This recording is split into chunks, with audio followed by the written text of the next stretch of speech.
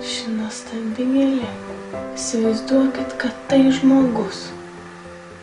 Linksmas, mylintis, gerbiantis, gerbiamas, pasitikintis savo jėgomis, trykštantis energija, charizmatiškas, jaunatviškas, pedantiškas, taktiškas, punktualus, stengiantis visiems ir visada padėti.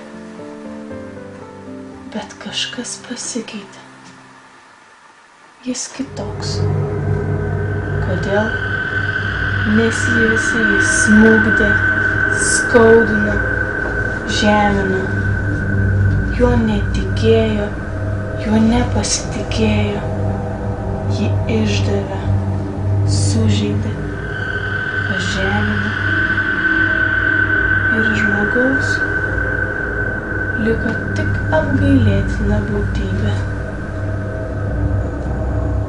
kuri netiki nieko, netiki pasauliu, netiki gyvenimu, bijo visko, bijo net savo paties šešėlio.